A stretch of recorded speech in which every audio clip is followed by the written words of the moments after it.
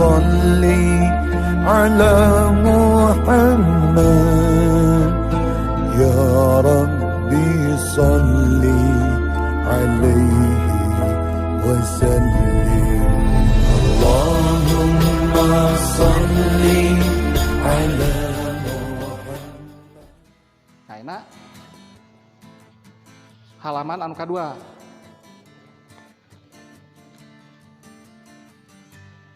Beragama di zaman fitnah. Zaman fitnah dimulai nanti iraha.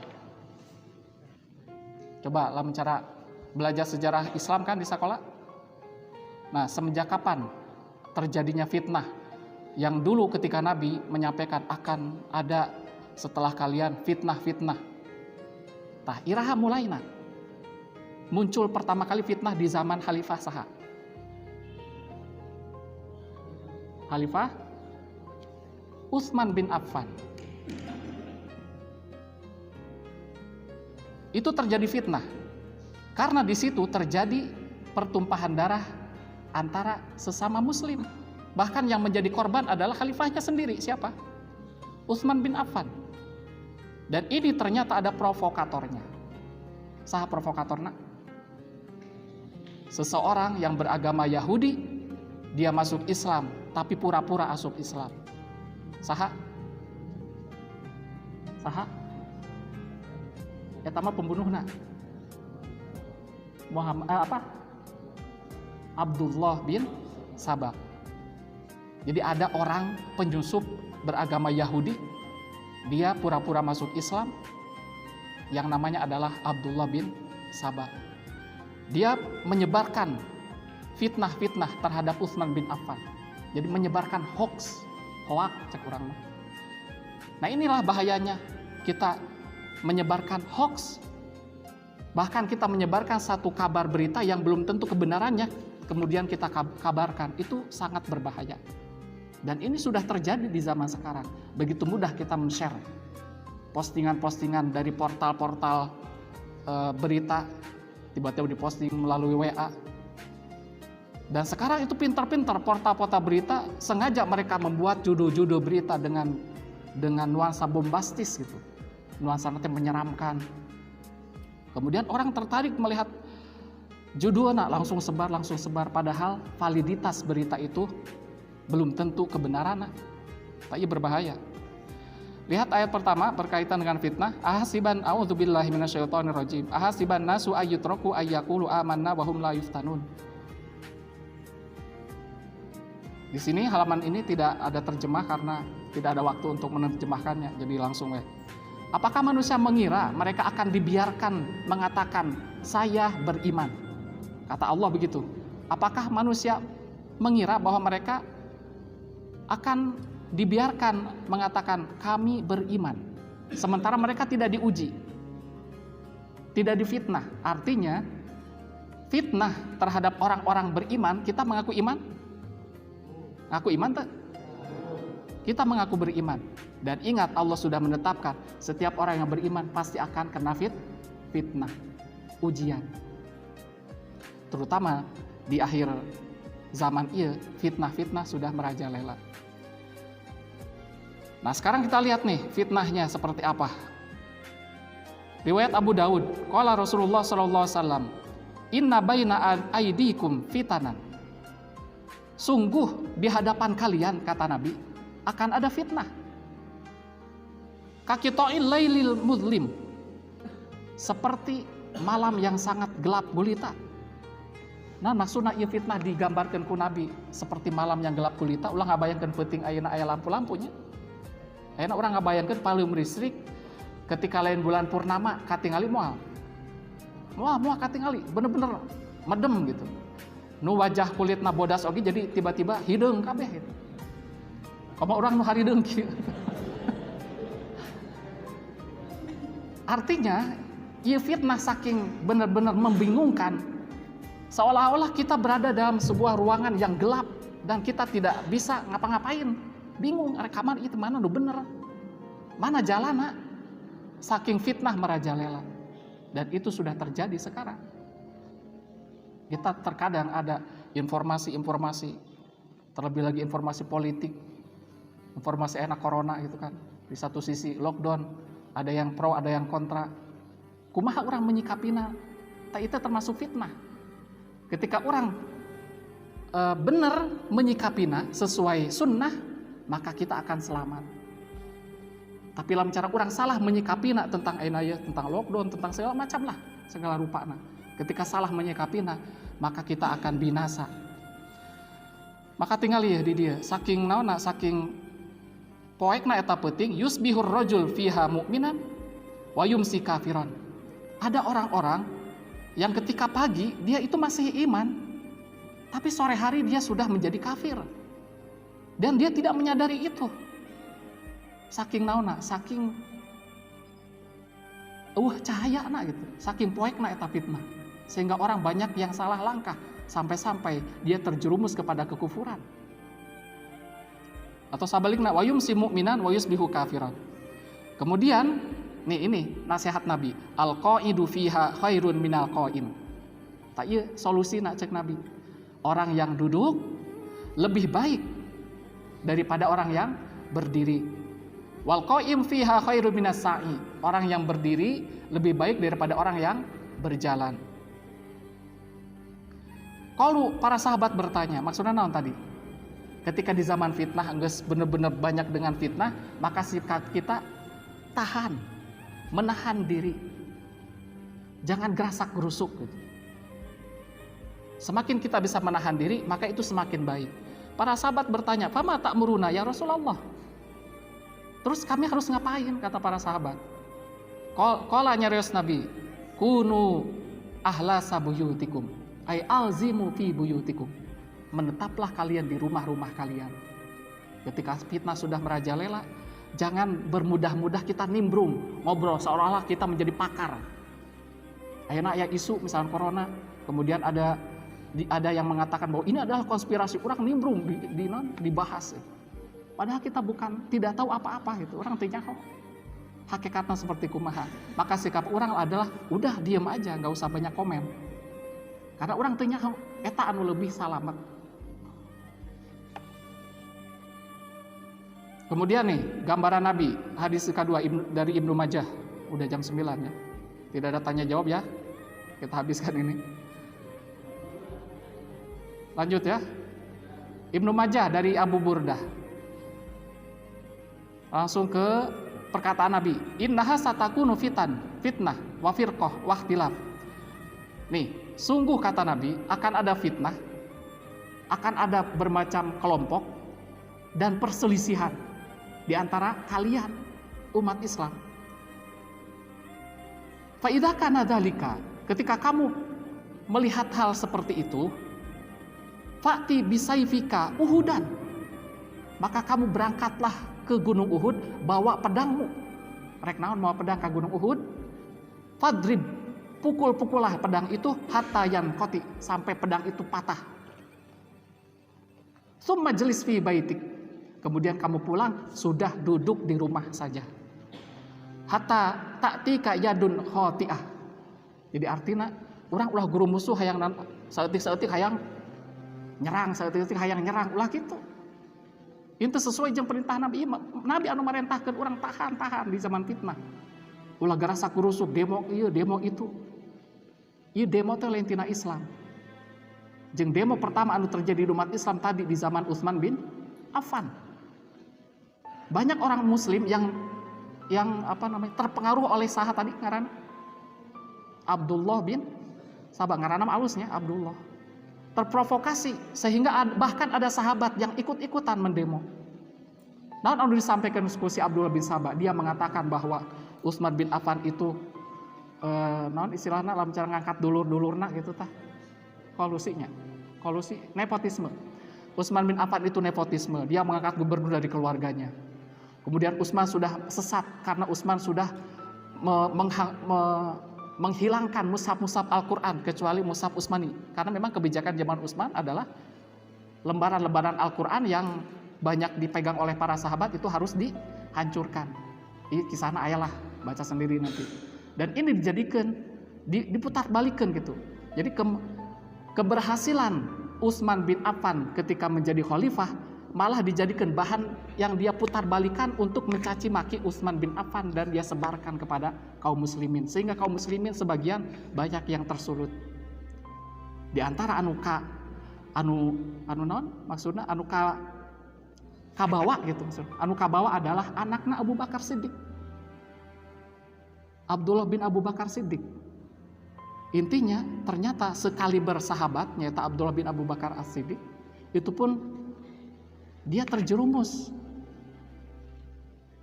kabawa-bawa, komodi kurang kudu hati-hati itu. Tapi ingat, bukan berarti Abdullah bin Abu Bakar Siddiq berarti dia orang yang sesat, tidak. Yang namanya sahabat tetap orang adalah manusia biasa, dia punya kesalahan, tapi kebaikannya itu luar biasa, lebih banyak daripada kesalahannya. Contoh yang lain, Aisyah dia ikut mendemo siapa? Khalifah Ali bin Abi Thalib, dan itu adalah kesalahan. Dan Aisyah adalah manusia biasa, dia tidak maksum. Akan tetapi kebaikan Aisyah sangat luar biasa, banyak kebaikannya. Jadi intinya tadi titah naon datang ke gunung, pep naon takol-takolkeun pedang, maksudna naon? Maneh ulah ngajakan perang, maksudnya ulah ngajakan perang, tahan diri ketika zaman fitnah. Karena bisa jadi ketika orang melawan, yang terjadi adalah fitnah akan semakin besar. Ketika fitnah akan semakin besar, bisa jadi sesama muslim akan perang. Dan ini sudah terjadi di negara-negara yang bisa kita lihat sekarang. Kemudian lihat ke hadis berikutnya. Abu Dawud,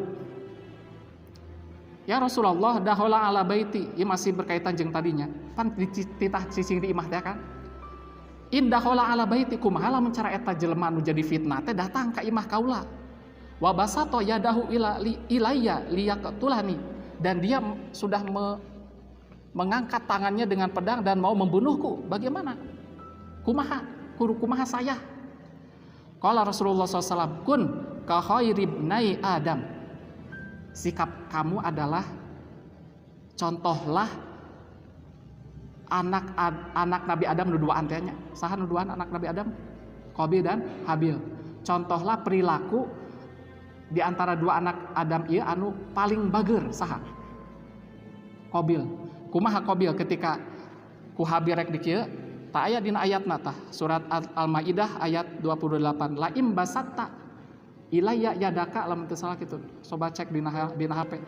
Jadi artinya tidak melawan. Qabil ketika mau dibunuh oleh Habil ketika mau dibunuh oleh Qabil, dia tidak melawan. Itulah yang harus kamu lakukan ketika di zaman fitnah. Saking kudu meredam diri. Karena lamun cara ngalawan eta teh sesama muslim gitu. Sesama muslim. Nah, kemudian ya anu paling penting pikeun urang ya ayeuna. Hadis katilu anu di garis bawah, lihat di garis bawah ya hadis berikutna. Kaifa asna'u? Aya nu nanya ka Nabi, Ibnu Umar lah, nanya ka Nabi. Saya harus bagaimana di zaman fitnah? 1, ilzam baitak. Diamlah kamu di rumah. Wa amlik alaika lisanak. Kendalikan lisanmu, ulah sembarangan ngomong ketika zaman fitnah. Komo enak zaman medsos, sharing dengan gampang, dengan mudah. Sambungkan jeung hadis anu berikutna. Kafa bil mar'i kadiban. Cukuplah seorang dikatakan sebagai pendusta ketika ayyuhadditsa bikulli ma sami. Setiap anu asup kana ceulina langsung disampaikan. Asup informasi langsung sampaikan tanpa dia tabayun. Tayana di zaman enak kan gampang sekali informasi masuk ke orang gitu. Tak ulah nepi ka orang gampang nge-share. Terutama lamun cara eta berita teh bikin orang panik. Ieu lamun kieu ya. Lamun aya jelema menang berita teh bisa jadi membuat orang-orang panik. Kemudian dia menge-share. Ieu teh perilaku seperti orang munafik. Lihat ayat ayatna berikutnya Ali Imran 173. Orang-orang munafik itu berkata begini, An-nasu innan nasa qad jama'u lakum. beres perang Uhud, ya orang-orang munafik ngomong membuat kabar hoax gitu. Tuh musuh-musuh geus kararumpul rek nyerang maraneh gitu. Eta hoax yang dimunculkan orang-orang munafik. Jadi artinya dia membuat kabar-kabar berita untuk membuat masyarakat panik. Tapi cirina orang munafik. Maka cek Allah di ayat berikutnya tanu di garis bawahi lihat. Innama dzalikumus syaiton. Jelema anu sok dengan mudah menyebarkan kabar-kabar yang membuat masyarakat panik. Tah eta teh setan-setan tah. Awas hati-hati. Saha anu ngomong dia, saya apa Allah? Allah di surat Ali Imran ayat 175. Jadi benar-benar awas hati-hati ketika menge-share kabar-kabar. Nah, kemudian ayeuna kumaha ketika dapat kabar ta dina ayat Al-Hujurat ayat 6 tabayyanu. Dicek heula kabarna. Lamun aya datang kabar, dicek heula validitasna, kesahihanana. Lamun cara urang can menemukan kevalidana ulah nepi ka di-share, udah simpen wae. Nah, kemudian enak ngabahas tentang sikap orang terhadap penguasa orang, nyata pemerintah. Karena sebagian di antara saudara-saudara kita banyak yang salah dalam bersikap terhadap pemerintah. Lihat hadis yang pertama, ya hadis yang sudah pasti populernya. Cek Nabi ad-dinun nasihah. Agama adalah nasihat. Ingat nasihat ini lain nasihat bahasa Indonesianya. Nasihat ini adalah loyalitas, ketaatan. Karena tinggal ikaituna. Kuna kami bertanya, liman untuk siapa ya wahai Rasul? Nasihat liman pikeun saha? Lillahi pikeun Allah. Masa urang ngasehatan ka Allah kan? Jadi salah memahami dalam cara karena agama adalah nasihat untuk Allah, lain gitu maksudnya. Jadi beda antara nasihat bahasa Arab jeung nasihat bahasa Indonesia, beda makna. Maka artinya kudu karena bahasa Arab gitu. Jadi dia maksudnya nasihat adalah berbuat kebaikan, artinya bersikap loyal. Kasaha ka Allah, wali kitabihi, wali rasulihi, wali a'immatil muslimin. Tak eta jadi titik beratna kepada pemimpin-pemimpin kaum muslimin, imam-imam kaum muslimin. Aya dua model imam di bidang agama, imam dalam pengurusan. Imam di bidang agama adalah para ulama. Tak eta orang kudu patuh, mencak urang mah saha MUI kan. MUI itu ketika mengeluarkan fatwa ulah diledek gitu. Kudu dipatuhi. Yang kedua, model kedua adalah ulil amri, yaitu pemerintah. Pemerintah pun kita wajib taat ke pemerintah. Ulah kabawa-bawa. Bahkan lihat di hadis berikutnya.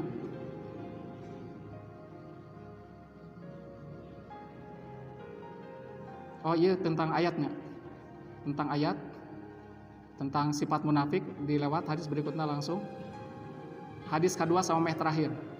Nabi bersabda, "Man ro'a min amrihi syai'an min amirihi syai'an fakarihahu." Saha-saha jalma lamun urang. Oke ya, maksudnya langsung karena pemahaman ya. Lamun urang ningali pemimpin teh urang teh dianggap pingewaeun melakukan. Orang melihat sesuatu hal yang kita tidak suka dari seorang pemimpin, entah dari kebijakan ataupun dari peraturannya, orang teresep karena peraturan anak. Maka kumaha cek Rasul, orang teh dititah naon, fal yasbir, maka bersabarlah. Ketika orang teresep karena kebijakan pemerintah, maka orang kudu bersabar. Fa innahu laisa ahadun yufarikul jamaah shibran fayamut illa mata maitatan jahiliyah.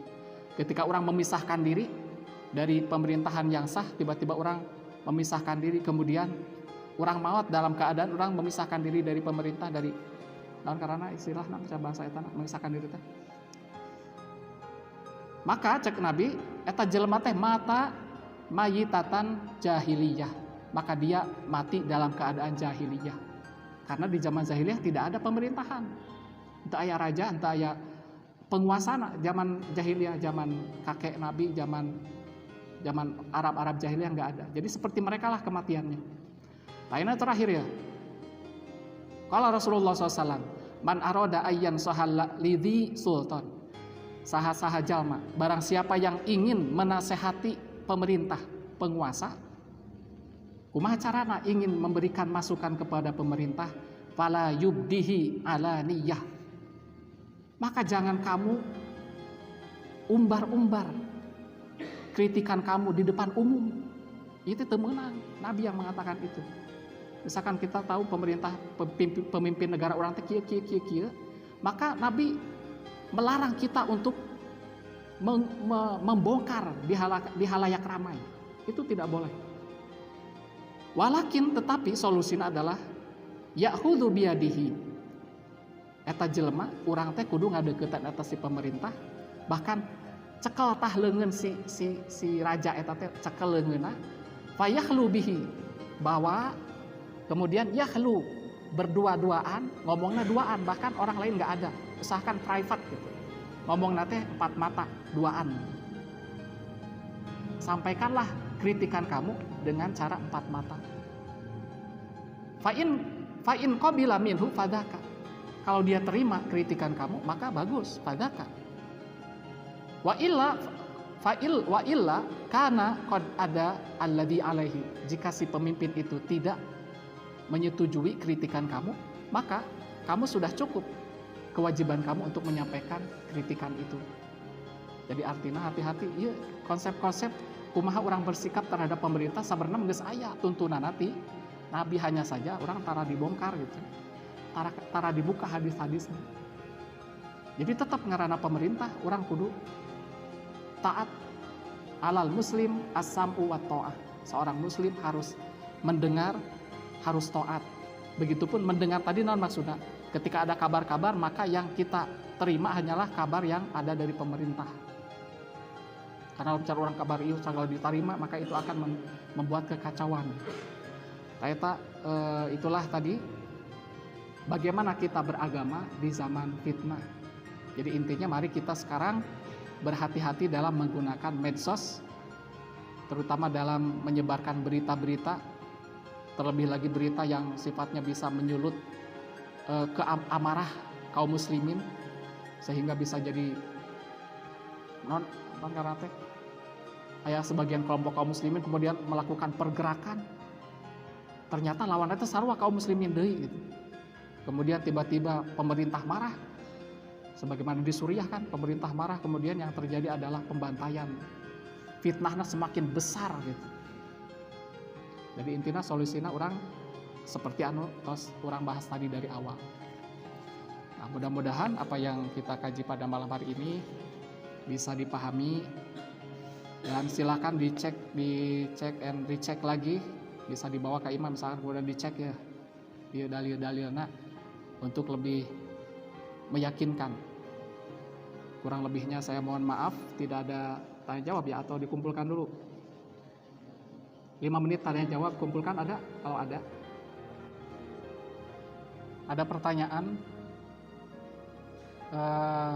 harus taat kepada pemerintah yang zalim, bagaimana sementara banyak yang korban, seperti misalkan ada ulama-ulama yang ditangkap, kemudian sikap kita seperti apa? Maka sikap kita adalah sebagaimana ini pernah ditanyakan oleh Ibnu Mas'ud kalau tidak salah, kamu tetap harus taat kepada pemerintah walaupun pemerintah itu memukul kamu, walaupun pemerintah bahkan mengambil harta kamu. Karena ketika orang melawan misalkan, maka kemungkinan besarnya, bahkan kalau terjadi pergerakan, kemungkinan besar akan terjadi chaos. Dan ini membuat fitnah akan semakin besar. Fitnah akan semakin besar. Ini yang dituntun oleh Nabi. Jadi orang kudu tepat. Karena ingat, itu zaman fitnah salah meleset saeutik seperti tadi teh. Isuk-isuk mah muslim kene, tiba-tiba sorena geus kafir. Urang sieun terpeleset. Nabi sudah menetapkan seperti itu di dalam hadisnya, maka kita ikuti. Itu karena zaman fitnah. Seperti itu.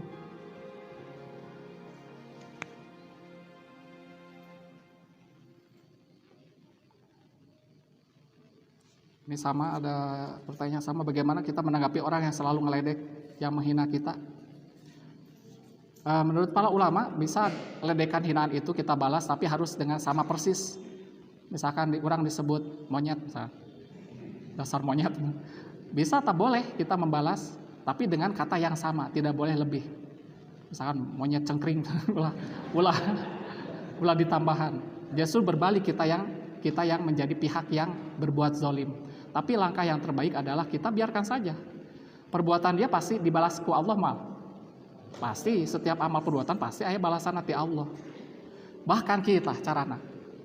Ketika orang dihina ku batur, tepat ketika orang dihina, orang minta ke Allah, doa ke Allah, ya Allah, jadikan saya lebih sukses daripada dia. Kenapa? Karena ketika seseorang dizolimi, itulah saatnya dia doanya diijabah. Doa yang orang terzolimi itu adalah doa yang diijabah. Jadi ketika ayang ngahina orang direndahkan, maka orang didinya berarti sebagai orang yang terzolimi, langsung minta ke Allah, ya Allah, tapi ulah maksudnya ya Allah matikanlah dia, ulah gitu. Ya Allah biarkan dia korengan seumur hidup. Kita berdoa pada ya Allah, jadikanlah saya orang yang lebih sukses daripada dia. Mungkin dari sisi kekayaan, mungkin dari sisi ibadahna atau segala rupana. Perbedaan antara ilmu dan pengetahuan.